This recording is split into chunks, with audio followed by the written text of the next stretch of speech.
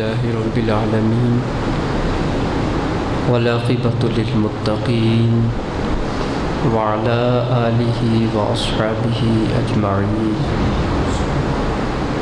أما بعد فأعوذ بالله من الشيطان الرجيم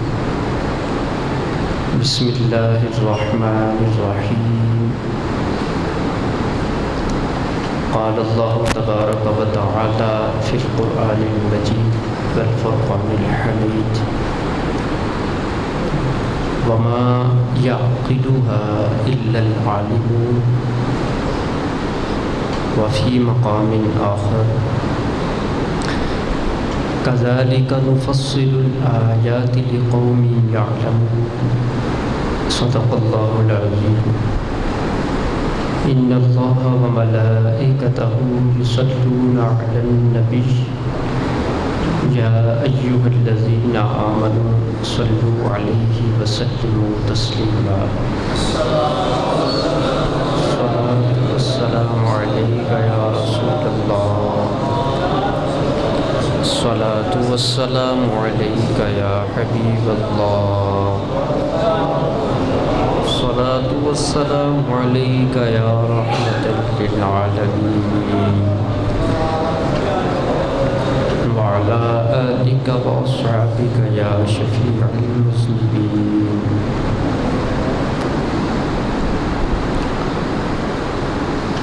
اللہ تعالیٰ کی حمد و ثنا کے بعد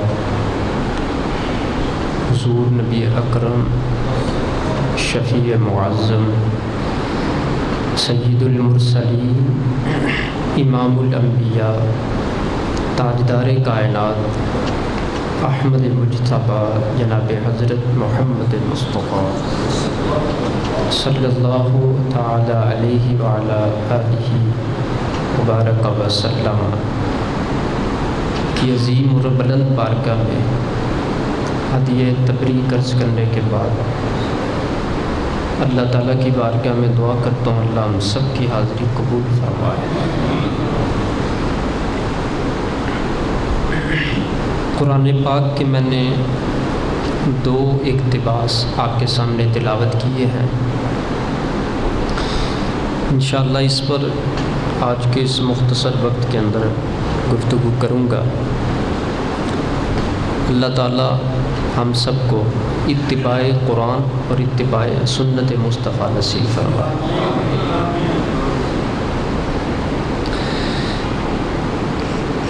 تین چیزیں بندے کے اندر اللہ کی خاص نعمتیں ہیں۔ نمبر 1 قلب، نمبر 2 نفس اور نمبر 3 عقل۔ یہ 3 چیزیں اللہ کی نعمتیں ہیں۔ ان تینوں کی بنیاد پر انسان کو اللہ کا قرب حاصل ہوتا ہے۔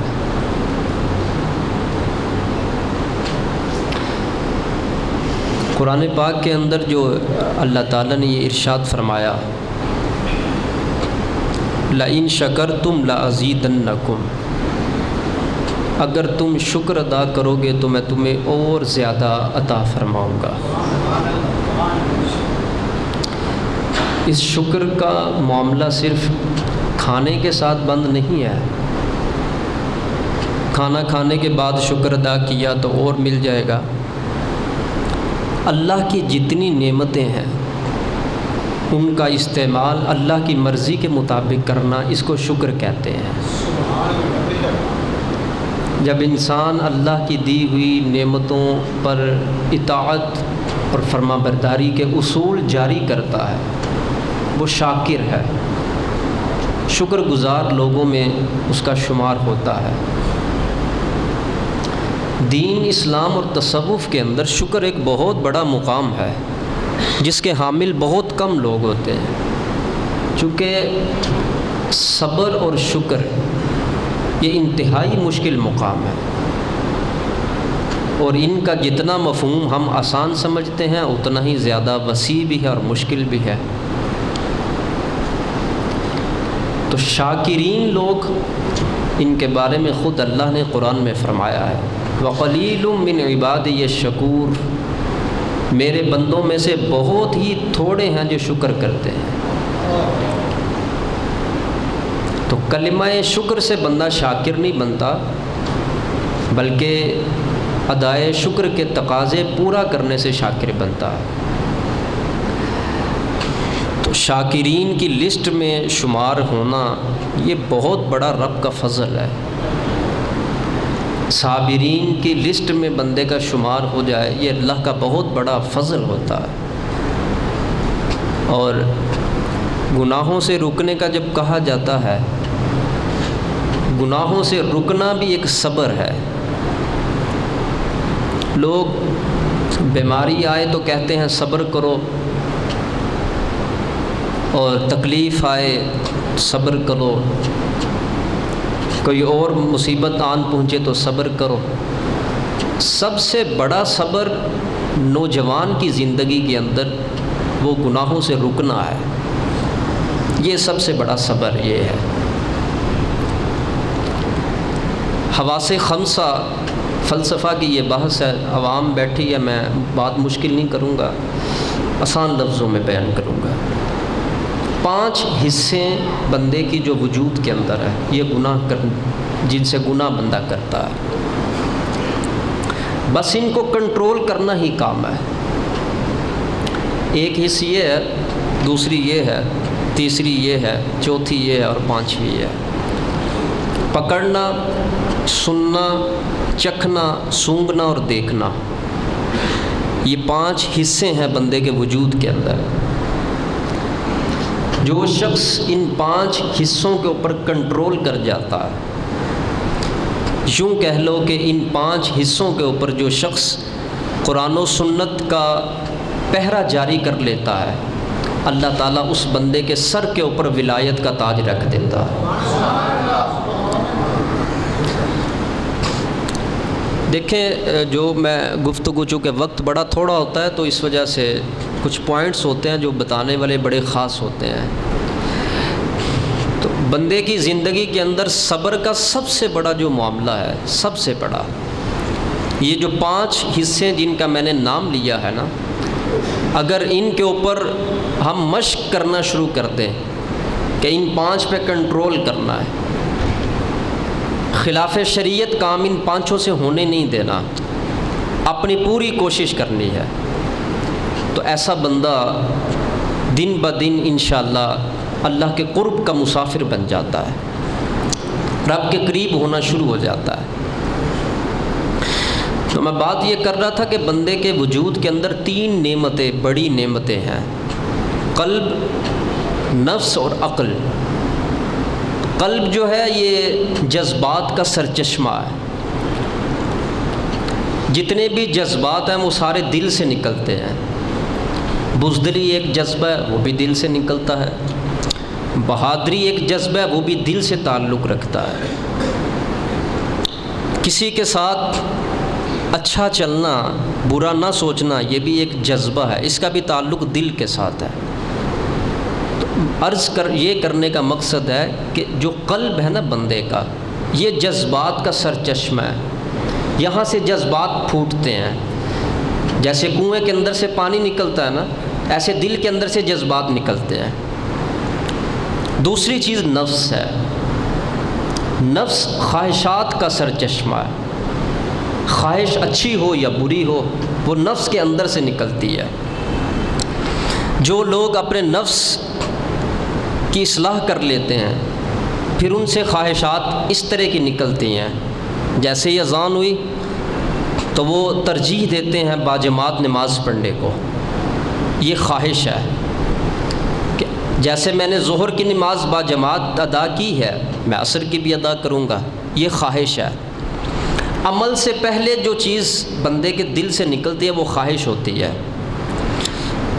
تو یہ خواہش اچھی بھی ہوتی ہے بری بھی ہوتی ہے، جیسا نفس ہوگا اندر خواہش ویسی اندر سے پیدا ہو کے باہر آتی ہے۔ جن لوگوں نے اپنے نفس کو آوارہ چھوڑا ہوا ہے ان کے اوپر بری خواہشات حملہ کرتی ہیں، جب بری خواہشات ان پر حملہ کرتی ہیں تو وہ دین سے دور رہتے ہیں وہ بندے۔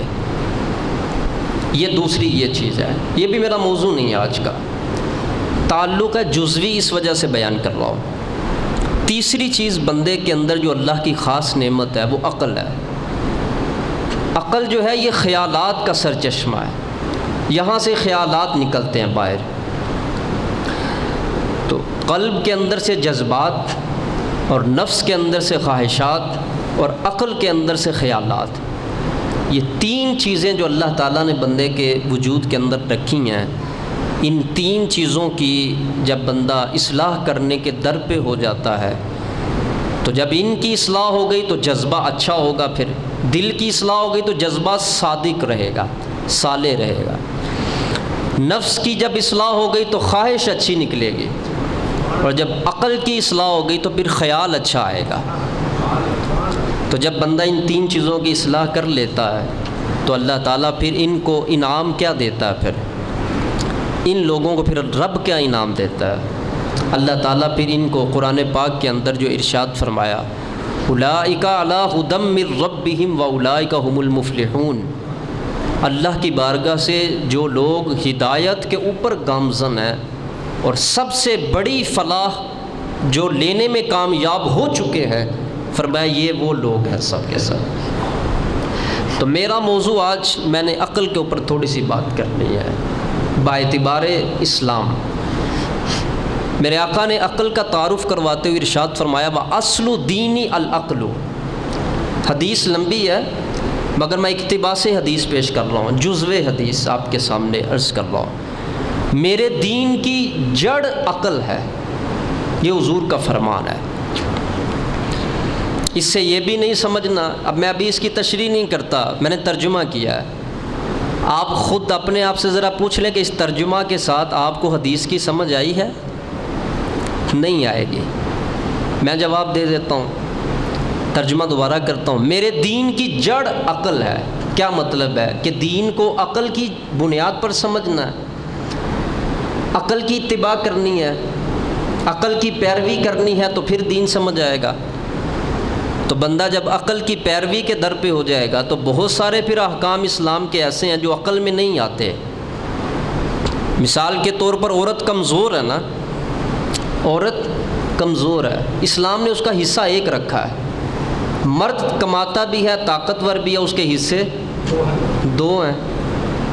اب عقل کی بنیاد پر اگر دین سمجھیں گے آپ تو پھر عقل تو یہ کہتی ہے کمزور کے حصے دو ہونے چاہیے، طاقتور کا حصہ ایک ہونا چاہیے۔ تو اس کا یہ مطلب نہیں ہے، اور چونکہ موقع تھا میں اسی لیے بات کرنے لگا ہوں، دین سمجھنا اگر اتنا ہی آسان ہوتا تو جن کی زبان میں دین نازل ہوا ہے، عرب کی زبان میں عربی قرآن نازل ہوا ہے، ان صحابہ کو بھی میرے مصطفیٰ علیہ السلام کی لمحہ لمحہ ضرورت درپیش رہی ہے۔ تو خود ہاتھ میں بخاری پڑھ کے دین سمجھ نہیں آتا، وظائف کرنا ہو رہا ہے، وظیفہ میں صرف عربی بولنی ہے، سمجھنی نہیں ہے، اس لیے وظیفہ بولنے والا عابد بنتا ہے۔ اس وظیفے کا مطلب کیا ہے، مفہوم کیا ہے، وہ عالم ہوتا ہے، اور علم جو ہوتا ہے اس کی فضیلت، عالم کی فضیلت عابد کے اوپر زیادہ ہوتی ہے۔ عابد صرف بولنے والے کو کہتے ہیں، کرنے والے کو کہتے ہیں، اس کو ادراک کلی نہیں ہوتا۔ عالم کا اس لیے حضور نے مقام زیادہ بیان فرمایا، وہ دین کی سمجھ رکھتا ہے، دین کا فہم رکھتا ہے۔ اس لیے تو حضور نے فرمایا عابد ساری رات عبادت کرتا رہے تو اس کا وہ مقام نہیں، عالم صرف سویا بھی رہے تو اللہ کی بارگاہ میں عابد سے زیادہ اس کا مقام ہوتا ہے۔ تو دین کی سمجھ والے جو لوگ ہوتے ہیں نا، ان کا مقام زیادہ ہوتا ہے۔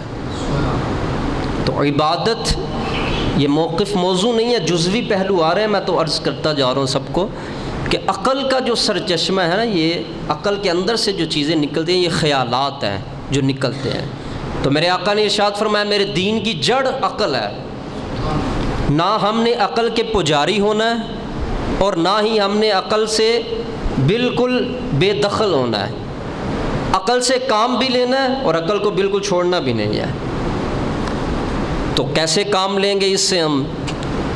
کہ تاکہ شریعت کی پیروی بھی ٹھیک رہے اور عقل کا پیمانہ بھی ٹھیک رہے، اسی کے بارے میں اللہ نے قرآن میں ارشاد فرمایا یوں ما آتاکم الرسول فخذوہ وما نہاکم عنہ فانتہوا۔ تمہیں نہیں پتہ کہ یہ عقل کتنا بڑا میدان ہے، اس میں کتنے خیالات جنم لیتے ہیں۔ اور پوائنٹ کی ایک اور بات عرض کر دوں تو نصرانی جو لوگ ہیں ان کے مذہب میں عقل اور دین آپس میں ایک دوسرے کے مخالف ہیں۔ نصارہ جو لوگ ہیں، قرآن بھی یہی کہتا ہے، ان سے جب آپ پوچھیں گے نا کہ تم اس دین پر کیوں چلتے ہو، تو کہتے ہیں نحن وجدنا آباءنا، ہمیں یہ نہ کہو کہ آسمان کس نے پیدا کیا ہے، ہمیں یہ نہ کہو کہ زمین کس نے پیدا کیا ہے، ہم ان بتوں کی اس لیے پوجا کرتے ہیں کہ ہمارے ماں باپ ان کی پوجا کرتے تھے، انہوں نے یہاں پر آ کر عقل کی پوجا کی، جیسے بڑوں کو دیکھا ویسے ہی خود کرنا شروع ہو گئے، تو نتیجے میں گمراہی ملی۔ پھر تو ان کے نزدیک یہ سبق پلایا جاتا ہے کہ تمہیں سمجھ میں آئے یا نہ آئے تم نے ایسا ہی کرنا ہے۔ عقیدہ تثلیث کے وہ کیوں قائل ہیں، یعنی حضرت عیسیٰ علیہ السلام کو خدا کا بیٹا کیوں کہتے ہیں، تو آج تک یہ نظام کیوں چلتا آ رہا ہے، اس وجہ سے کہ عقل کے پجاری ہیں وہ لوگ، حق کو نہیں دیکھتے۔ ایک پوائنٹ تھا میں نے عرض کر دیا آپ کو، لیکن ہمارا دین اسلام کتنا خوبصورت دین ہے، فلسفہ دیا عقل کے استعمال کا، عقل کو ٹھیک رکھنے کا، عقل کی صحت کا فلسفہ قرآن نے ہمیں عطا فرمایا۔ ما آتاکم الرسول فخذوہ وما نہاکم عنہ فانتہوا، جو تمہیں میرا رسول دے اس کو پکڑ لو اور جس سے روکے اس سے رک جاؤ۔ یہ تمہاری عقل اتنی ہے کہ تم اپنی عقل سے اتنا کام لے لو بس۔ جو لوگ اپنی زندگی کے اندر اپنی عقل سے اتنا کام لے جاتے ہیں وہ کامیاب ہو جاتے ہیں۔ کون سا کام؟ کہ رسول اللہ صلی اللہ علیہ وسلم نے جو ہمیں نظام دیا ہے، جنہوں نے لے لیا نظام وہ ٹھیک ہو گئے بندے، انہوں نے اپنی عقل کا استعمال ٹھیک کر لیا، انہوں نے اپنی عقل کے اوپر اوہام، وہم، شکوک و شبہات برسنے نہیں دیے ہیں۔ اور جو لوگ حضور علیہ السلام کی پیروی نہیں کرتے ہیں، جو میرے آقا نے دیا، قرآن کیا کہتا ہے، وہ لے لو، اور جس سے میرے نبی روک دے اس سے، یہ در حقیقت استعمال عقل کا فلسفہ اللہ قرآن میں بیان فرما رہا ہے۔ اب اس سے آگے پیچھے نہیں جانا تم نے۔ جو لوگ اس وقت کے اندر بھی مسلمانوں کے اندر سے، میں ایک چھوٹی سی مثال دیتا ہوں، آپ کے اسی اسلام کے اندر سے لوگ اٹھ کر قادیانی بھی بنتے ہیں۔ کیوں قادیانی بنتے ہیں وہ؟ کیا اسلام کی حقانیت ان پر واضح نہیں ہے؟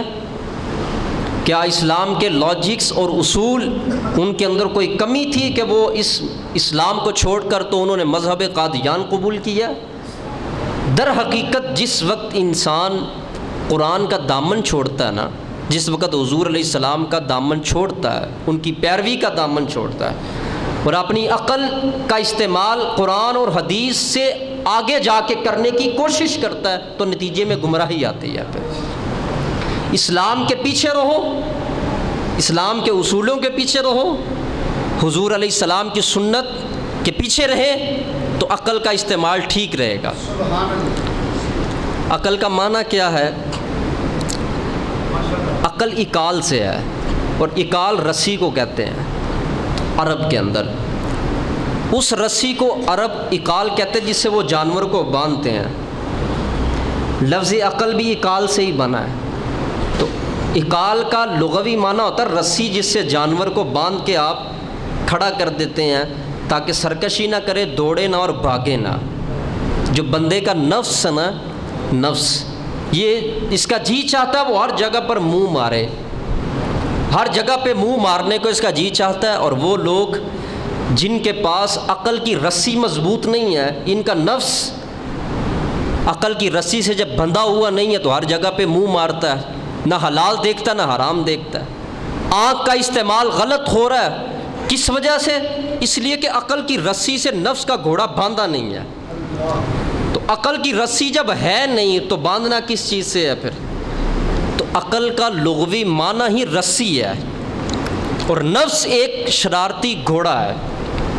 جو لوگ عقل کی رسی کے ساتھ نفس کے گھوڑے کو باندھنے میں کامیاب ہو جاتے ہیں اور جو اتباع مصطفیٰ صلی اللہ علیہ وسلم میں کامیاب ہو جاتے ہیں، انہی کا مقام پھر رب نے قرآن میں یوں بیان فرمایا، رضی اللہ عنہم ورضوا عنہ، اللہ ان سے راضی ہے اور یہ سب کے سب خدا سے راضی ہے.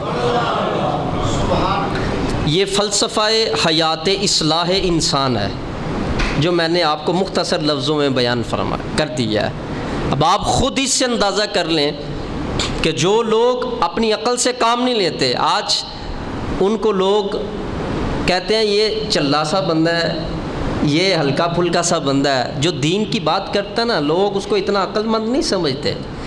آپ اپنے معاشرے میں بھی دیکھ لیں، گاڑی کے اندر گانا لگا ہوا اگر ایک بندہ کھڑا ہوگا تو 70 نگاہیں جب اس کو دیکھیں گے وہ ڈر کے بیٹھ جائے گا ویسے ہی. کس وجہ سے کہ تم گاڑی کے اندر کھڑے ہو کے یہ بات کہہ رہے ہو کہ گانا بند کرو، مووی بند کرو. یہ تمہارے دل کا چین ہے، اس سے تمہارا سفر کٹنا ہے، اس سے تمہیں تسکین ملنی ہے. کس وجہ سے؟ اس لیے کہ عقل کی رسی نہیں ہے، نفس شرارتی ہے اور نفس کے گھوڑے پہ سوار ہے، اور ہر جگہ پہ منہ مارنے کی دعوت دیتا ہے، گندگی بھی کھلاتا ہے وہ. اور جب کبھی موقع آ جائے کہ 10 بندے 15 مل جائیں اور وہ کہیں چلو یار نماز پڑھنے چلیں، تو مغلوب ہو کے نماز بھی پڑھنے آ جاتا ہے، مگر وہ نفس کا گھوڑا بندھا ہوا نہیں ہے، وہ کھلا ہوا ہے. اللہ اکبر! کتنی خوبصورت میرے آقا کی سیرت ہے، کتنے خوبصورت میرے آقا کے فرمودات ہیں. اس لیے میرے حضور نے فرمایا میرے دین کی جڑ عقل ہے، اور عقل کا فلسفہ کیا ہے؟ جو میں دیتا ہوں وہ لے لو، اور جس سے میں روکتا ہوں اس سے رک جاؤ. یہ تمہاری عقل کا پورا فلسفہ یہ ہے. اگر میں قرآن کی بات کروں تو اللہ تعالیٰ نے قرآن کے اندر مخاطب بھی عقل والوں کو کیا ہے. کذالک نفصل الآیات لقوم یعقلون، ہم اپنی آیتوں کو تفصیل سے بیان کرتے ہیں ان لوگوں کے لیے جن میں عقل ہے. تو قرآن کے مخاطب لوگ بھی کون ہوئے؟ اہل عقل جو ہیں، جن کے عقل کے اندر جذبہ دین، جن کے خیال کے اندر جذبہ دین موجود ہے. تو اللہ تعالیٰ نے ان کو خطاب فرمایا. ہم ان لوگوں کے لیے اپنی آیتوں کو کھول کھول کے بیان کرتے ہیں. دوسری جگہ پر ارشاد فرمایا وَمَا يَعْقِلُهَا إِلَّا الْعَالِمُونَ، عقل نہیں رکھتے مگر وہ لوگ جن کو ہم نے علم کی دولت سے نوازا ہے. تو اس سے پتہ یہ چلا عمروں کے ساتھ آتی، عقل علم کے ساتھ آتی ہے. وہ 18 سال کا بچہ ہو، وہ 20 سال کا نوجوان ہو، وہ 30 سال کا ہو، جس کے پاس دین کا علم ہے وہ 60 سال سے زیادہ فضیلت میں کیوں ہو جاتا ہے؟ اس لیے کہ اس کی عقل روشن ہے.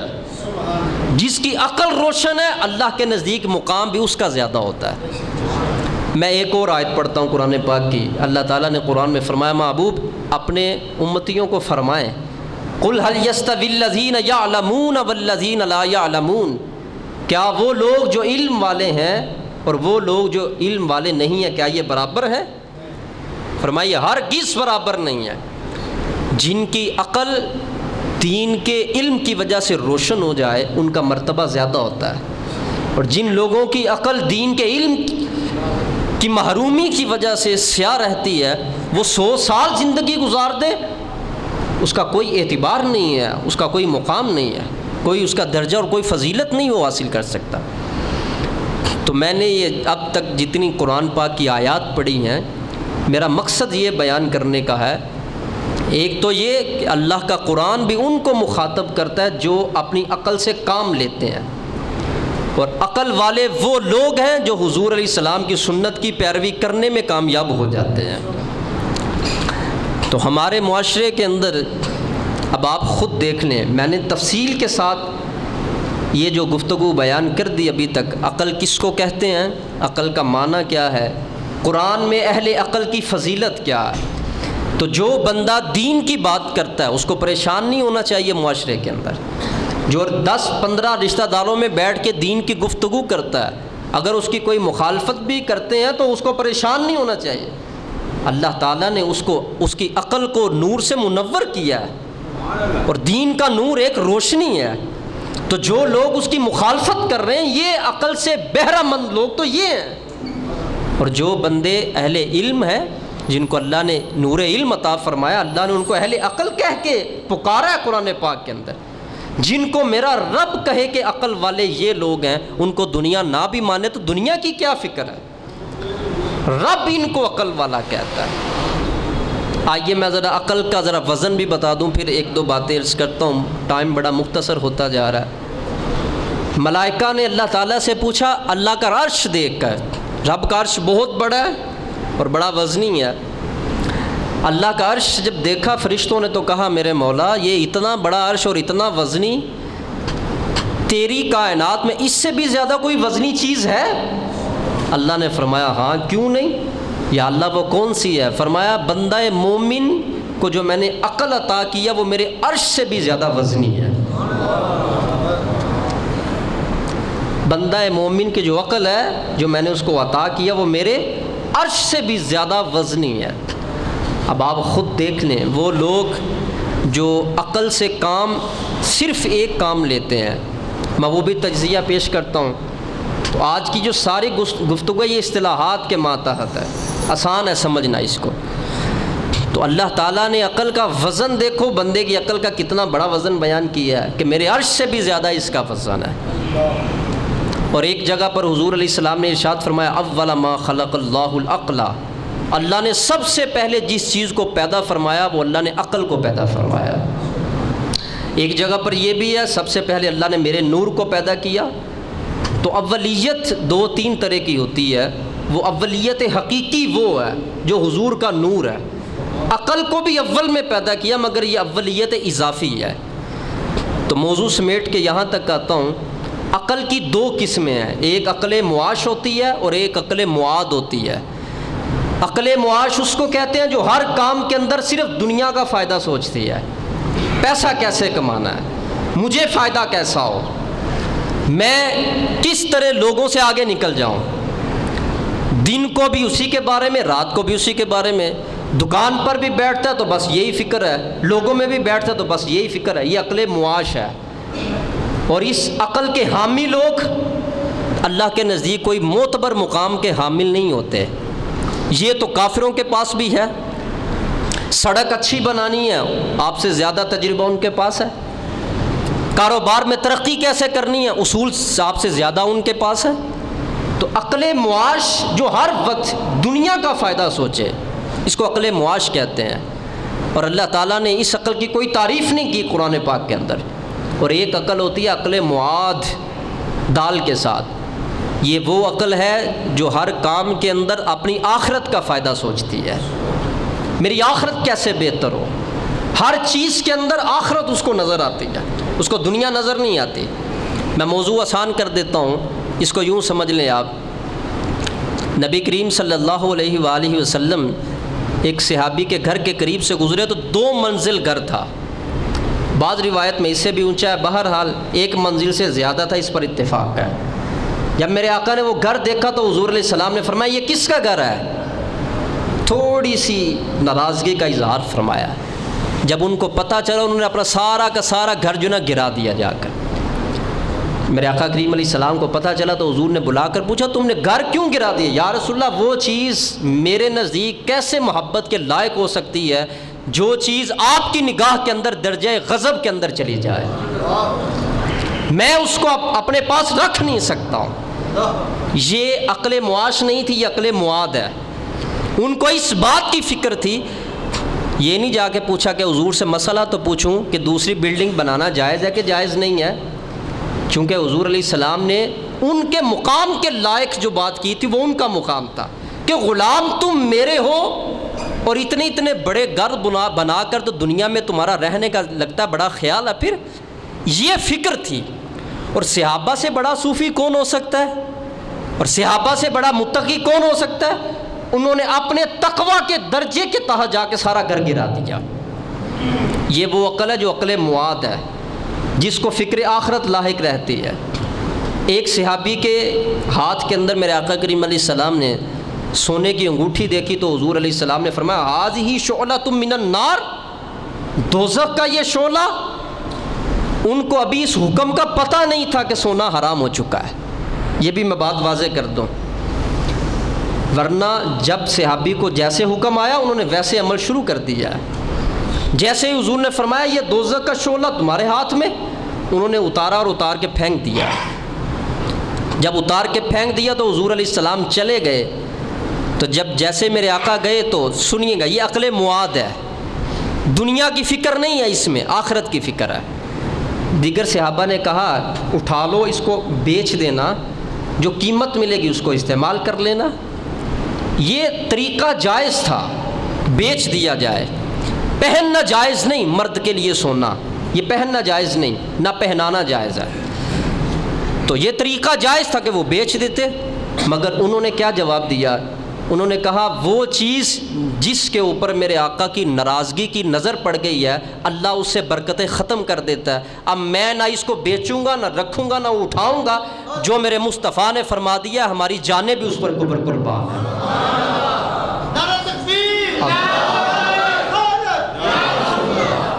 یہ جذبہ صحابہ ہے، یہ جذبہ، جو لوگ حضور کے ساتھ ملنے کی کوشش کرتے ہیں نا، وہ تو صحابہ کے جذبے کے ساتھ نہیں مل سکتے۔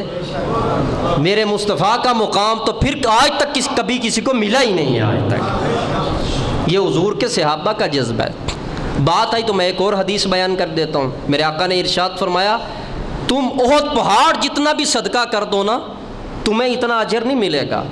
میرا صحابی اگر ایک مٹھی ایسے جو کے ساتھ بھر کے اللہ کی راہ میں صدقہ کر دے، فرمایا اس کا اجر تم سے زیادہ ہو جائے گا۔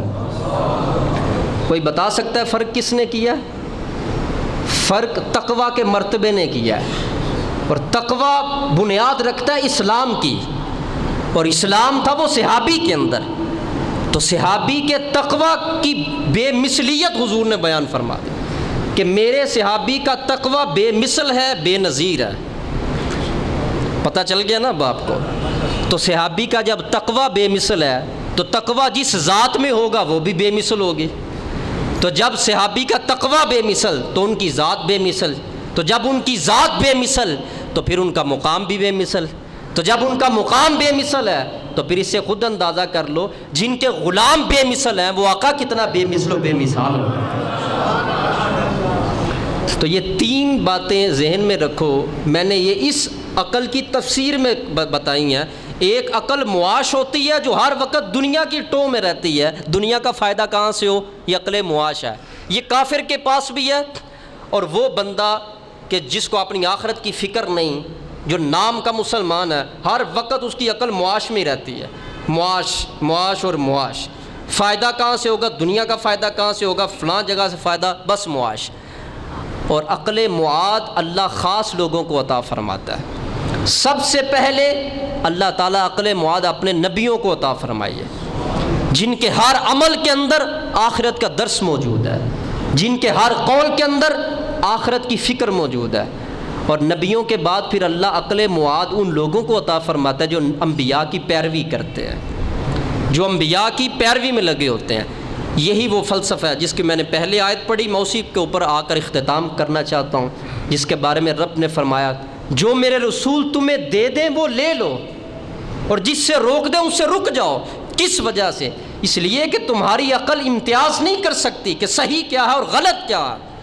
تمہاری عقل کا پیمانہ اتنا کامل نہیں ہے کہ تم فرق کر سکو۔ یہ عقل معاد کے حامل نبی ہیں، اور نبیوں کے بھی امام سب سے زیادہ عقل کامل کے حامل ہیں۔ اور اللہ نے کتنا کرم کیا ہے کہ ہم سب کو اس امام الانبیاء کا امتی اور غلام بنایا ہے۔ اور جو بندہ اس کے باوجود پھر بھی عقل معاش اور معاش کے اوپر رہے، اس کے بارے میں بھی اللہ نے قرآن میں اعلان فرما دیا ہے، اولئک کالانعام، یہ لوگ وہ ہیں جو بندے ہیں مگر عقل کے اعتبار سے جانور ہیں۔ میں اپنے سے نہیں کہہ رہا ہوں، میں قرآن پڑھ رہا ہوں۔ بل ہم اضل، بلکہ کچھ تو وہ ہیں جو جانوروں کی طرح، کچھ وہ جو جانوروں سے بھی آگے ہیں۔ یہ بھی قرآن کا فیصلہ ہے۔ یہ کون سے لوگ ہیں جو صرف معاش، دنیا کی بہتری، دنیا کی ترقی، دنیا میں عزت، دنیا میں بڑا گھر، دنیا میں گاڑی، جھوٹ بولنا پڑے تو بولتے ہیں، فراڈ بھی کرتے ہیں، لوگوں کا پیسہ بھی ہتھیاتے ہیں، سب کچھ کرتے ہیں۔ ان کی زندگی کے اندر نہ قرآن کی تلاوت شامل ہے، نہ نماز کا سجدہ شامل ہے، نہ رب کی رضا شامل ہے، ان کی زندگی کے اندر پیروی مصطفیٰ، سنت مصطفیٰ کا جذبہ شامل نہیں ہے، یہ عقل معاد سے عاری لوگ ہیں، تو بندہ اللہ کی بارگاہ میں نعمت والا وہ ہے جس کو اللہ نے عقل معاد عطا فرمائی ہے۔ اور عقل معاد وہ عقل ہے جو نبیوں کی پیروی کرنے والی عقل ہے، اور سب سے بڑا عقل مند بندہ ہی وہ ہوتا ہے جس کو اللہ تعالیٰ اپنے پاک پیغمبر کی پیروی عطا فرما دیتا ہے۔ اب آپ خود اندازہ کر لیں، آپ ڈاکٹر بننا ایک فن ہے، اس کا استعمال بھی عقل سے ہوتا ہے، اس میں کوئی شک نہیں ہے، مگر معاد ہے، یہ نہیں بن سکتا اس وقت تک جب تک حضور کی پیروی نہیں کریں گے آپ، معاش رہے گا یہ۔ اور وہ بندہ جس نے انجینئرنگ کا کورس کیا ہوا ہے، اگر اس کے اندر بھی دین کی کوئی خیر خواہی موجود نہیں ہے، معاش ہے، وہ عقل جو عام لوگوں کے اندر موجود ہے، وہ عقل جو غیر مسلموں میں بھی موجود ہے۔ عقل معاش چھوڑو، عقل معاد کی طرف آؤ، اپنا سفر ہر بات میں صرف دنیا نہیں آخرت رکھو، اور یہ اللہ تب عطا فرماتا ہے جب بندہ اللہ کے نبیوں کی پیروی کرتا ہے۔ ایک چھوٹی سی بات ہے، اس پر میں اجازت چاہتا ہوں۔ ایک واقعہ میں نے پڑھا، سمجھنے کو بڑا خوبصورت ہے، اپنی جگہ پر کہاوت بھی ہے اور سبق آموز بھی بہت زیادہ ہے۔ ایک اللہ کے ولی گزر رہے تھے تو ایک شخص سنگ ترے بیچ رہا تھا، مالٹا جس کو آپ کہتے ہیں۔ تو وہ کیا کہہ رہا تھا، آپ نے سنا ہوگا پہلے بھی، دوبارہ سن لیں آپ۔ اس نے کہا چنگے سنگ ترے، چنگے سنگ ترے۔ آپ نے جب یہ کلمات سنے تو فرمایا 3 مرتبہ اللہ اللہ اللہ، وجد کی کیفیت طاری ہو گئی۔ تو جس وقت آپ وجد کی کیفیت طاری ہوئی تو زمین پہ تشریف لے آئے، لوگوں نے اٹھایا، انہوں نے کہا یہ آواز سن کر آپ پہ وجد کیوں ہو گیا؟ فرمایا غور کرو وہ کیا کہہ رہا ہے، غور کرو وہ کیا کہہ رہا ہے۔ کہا وہ تو اپنے مالٹے کی تعریف کر رہا ہے، وہ کہہ رہا ہے چنگے سنگ ترے، چنگے سنگ ترے۔ فرمایا نہیں، غور کرو۔ جن عقلوں نے اس جملے سے دنیا سمجھی وہ تو تھی عقل معاش، اور جن لوگوں کی ہر وقت فکر آخرت پہ رہتی ہے وہ عام سے جملے میں بھی آخرت کا درس سیکھ لیتے ہیں، وہ عام سے جملے میں بھی اپنے رب کی رضا کا درس سیکھ لیتے ہیں۔ فرمایا غور کرو وہ کیا کہہ رہا ہے۔ کہا حضور ہماری عقل تو یہاں تک نہیں پہنچ رہی، تو آپ بتا دیں۔ فرمایا وہ کہہ رہا ہے چنگے سنگ ترے، جو چنگوں کے سنگ لگ گیا وہ تر جاتا ہے۔ فرمایا وہ یہ کہہ رہا ہے۔ کہا وہ اس کا مطلب یہ تو نہیں۔ فرمایا ہمیں یہ سمجھ آیا۔ تو جملہ عام ہے نا، جملہ عام ہے، رسائی عقل کی ہے۔ ہم نے سنا تو چنگے سنگ ترے، اپنے مالٹے کی تعریف کر رہا ہے۔ اللہ کے ولی نے سنا تو اسی کے اندر سے بہت بڑا درس لے کر لوگوں کو عطا کر دیا۔ یہ عقل کی پرواز اور عقل کی فکر اور عقل کی صفائی جب ہو جاتی ہے، جب عقل پاکیزہ ہو جاتی ہے، جب عقل ہر وقت ایک چیز سوچتی ہے، تو پھر عام سے جملے کے اندر بھی بندے کو اپنے رب کی یاد ہی آتی رہتی ہے۔ وہ بھی آپ نے واقعہ بڑا مشہور ہے، ایک بابا جی دکان پہ گئے تو چیز خریدنے لگے تو پیسہ دیا تو اس نے کہا یہ تو کھوٹے ہیں، یہ سکہ تو کھوٹا ہے۔ آپ سن کر رونا شروع ہو گئے۔ آپ دکاندار نے کہا حضور روتے کیوں ہیں؟ میں آپ کو مفت چیز دے دیتا ہوں۔ رو رو کر بے ہوش ہو گئے۔ لوگوں نے آ کے اٹھایا، جب ہوش آیا تو کہا حضور رو کیوں رہے ہیں؟ فرمایا اس وجہ سے نہیں رو رہا کہ اس نے کہا ہے کہ سکہ کھوٹا ہے۔ جو میں اپنے پاس یہ سکہ رکھتا تھا، میں نے تو یہ سمجھا تھا یہ سکہ اچھا ہے، یہ بک جائے گا اور چیز مل جائے گی، مگر جس وقت شناخت والے کے پاس سکہ گیا تو اس نے کہا یہ صحیح نہیں، یہ تو کھوٹا ہے۔ تو مجھے یاد آ گئی، اپنے عمل کی فکر آ گئی مجھے۔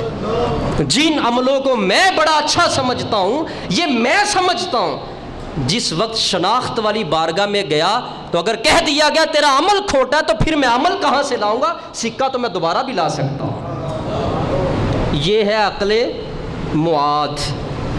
عقل معاد، پیسہ اپنا کھوٹا ہے مگر فکر آخرت کی طرف کے۔